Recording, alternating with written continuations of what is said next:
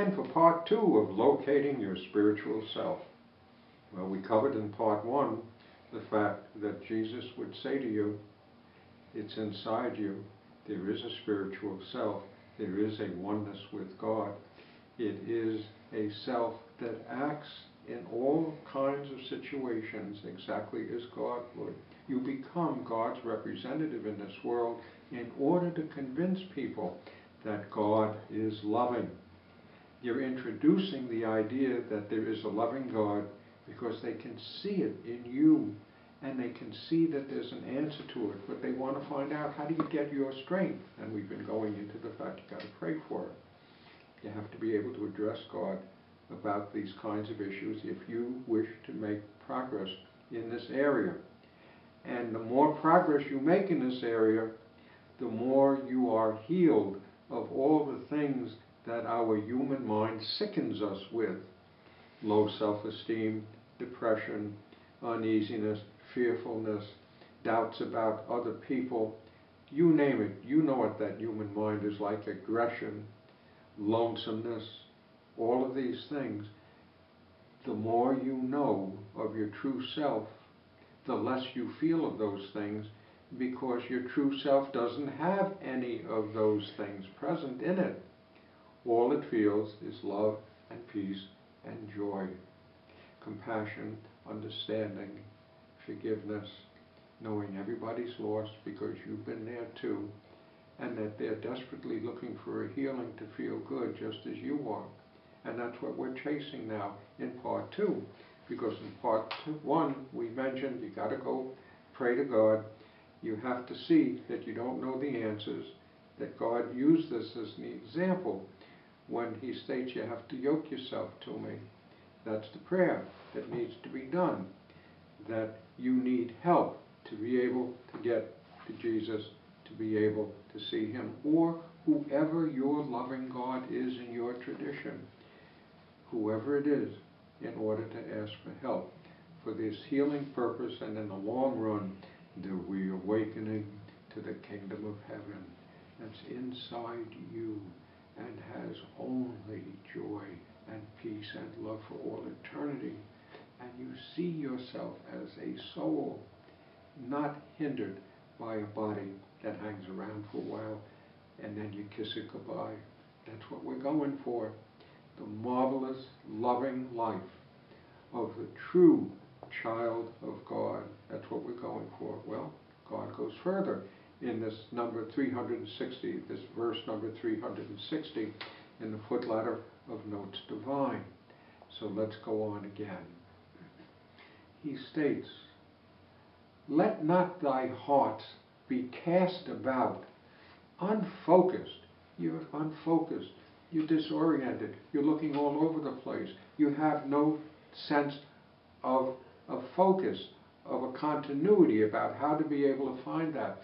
Let not thy heart be cast about. It's obvious that Jesus is saying this is something we're going to have to move on, that you're unfocused. You're not seeing the focus.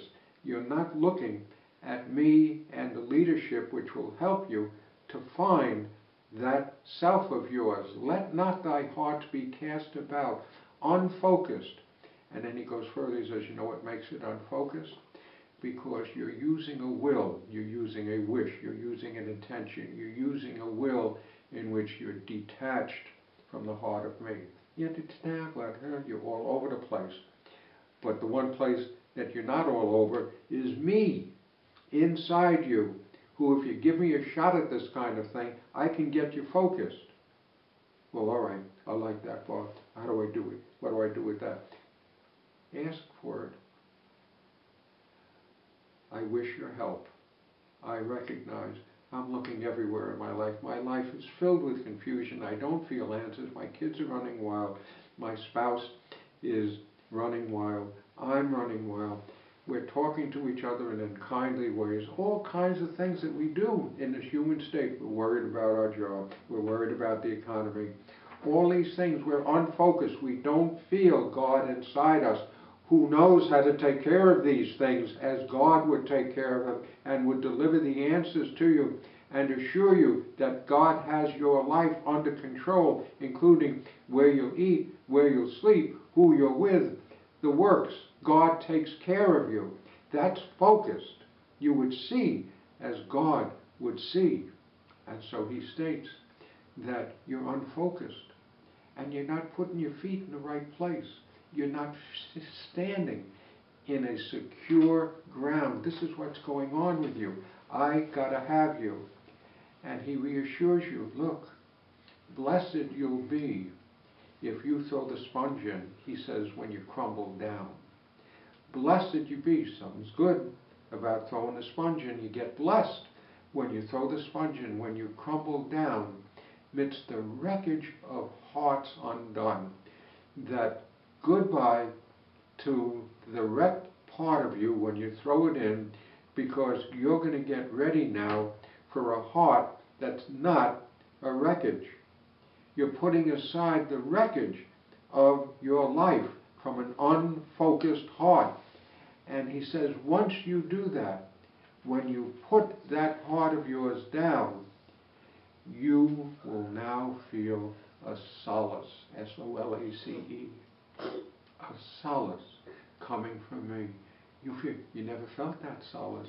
You didn't feel there's somebody interested in you who feels for you, knows what he wants to do for you, who understands you. You will feel a solace which God saves. He can't deliver it until you've thrown down this unfocused heart of yours, which God saves you, knowing that you're adrift and you don't know anything. And that solace understands that and is ready to be able to approach it with you to help you out. Here comes the cavalry. They're coming in to be able to help you. Cavalry this time is the Spirit of God is coming in for it, and who will solve your lostness straits. I will solve everything that you feel lost on, that you don't know how to handle, about yourself, about other people, jobs, sickness, life going on. Is there life after death? Whatever it is, I've got all the answer. P.S. There's life after death, just in case you're wondering about that, and you'll find more on all of these verses that we're putting up on the YouTube. Yes, there is no death. Yes, God can heal you of sicknesses that come from a twisted mind. The minute the mind gets untwisted, and if the sickness is related to that it's sickened, the untwist puts a healing on you. Puts a healing on you. But you've got to ask God for help with this. Lord, I'm sick, and you're saying that you can help me with it. Lord, I know I can't help myself with it. And if you can help, please help yourself. Simple kind of praying with God to be able to let God into your life. He states, welcome thee, my presence known. That's the next line. That after you put down your hearts, which is just a wreckage, it doesn't do anything for you anymore, can't help you. He says if you do that, you're going to feel a solace, and you need to be able to want God to help you with that lostness. You need God to help you with the lostness. Sometimes you don't even know how to pray. You don't have words. It can just be a simple word. Lord, that's enough. That's a prayer. You stopped. You recognize that what you've been living from in your life is a mess, and it's a wreckage. Personally, interpersonally, doesn't make any difference how you look at it. If you're unfocused, you are a wreck. I'm a wreck. We're all a wreck, and that's what the human race is. Look how we go about killing each other. Look at the civilizations we create. Look at the communities in which some people get taken care of and others don't get taken care of. Look how we look at our children. Do you know that your children also is a God? Do you know that your children are not your children? Your children are the children of God who are in this world for the same reason that you're in this world, playing around with making believe that God didn't create you. and that you are created by your mother and father in this world. You're playing a game with your identity. You're playing a game with it. And when you can recognize this kind of thing, you're now raising above the wreckage because you're asking God to please reconstitute my awareness of my true self, because there's peace and love and joy.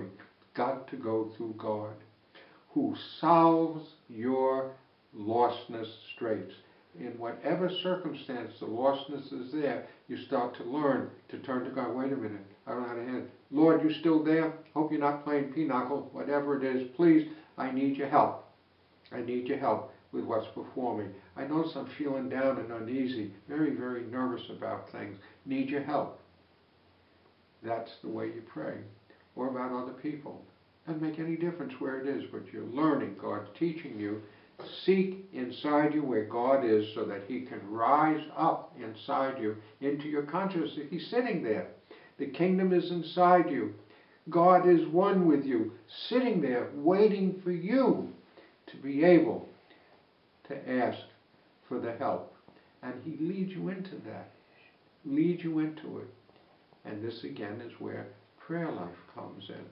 Yes, I want to see the kingdom inside myself. Yes, I want to feel good about myself. Lord, you know how to make me feel good? Please, I need your help to make me feel good. I don't know how to do it. You want. Or you saw what happened with my family this morning. We broke out into an argument. We all screamed and yelled at each other and huffed and went out of the house. And I know, off base, but I don't know how to do it any other way. Need your help. Need your help. And God delivers that kind of help to you, where now you have permitted God to rise up into your mind, and the consciousness of God, His mind as yours, is delivered, and you now would handle issues about yourself and others exactly as God would handle them. Do you want that? Think it's better than what you got? That's what you do. Well, let's go further. God says to you now, it's a cute sentence that comes out. He says, behooves thee well. You know, it'll do good for you. Behooves thee well to make thy move for the sake of healing for yourself. It's a smart move to make. Notice, He's waiting for you to make the move. He's working on you to move you towards it. He doesn't say, okay, move over. You want this? Good. Just shut up. I'll take care of it from here. He doesn't say that. He's suggesting to you. It's a gentle God, a loving God who has great respect for you, who lets you play in the sandbox and open the curtains to the stage where you're playing a game of being unrelated to God, not being a godly being, that the kingdom of heaven, that ain't about me. This is the world that's real. He's letting you play the game. But He says to you, it behooves you well to make thy move for healing's sake. Waiting. All right. Yes, you're right. Yes, I've been fooling around with this.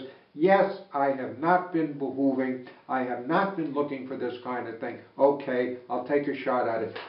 What do you want? That's enough of a prayer. Whatever you're feeling doesn't make any difference. It's enough of a prayer. And with that, let's pause again for the final part 3 to this topic.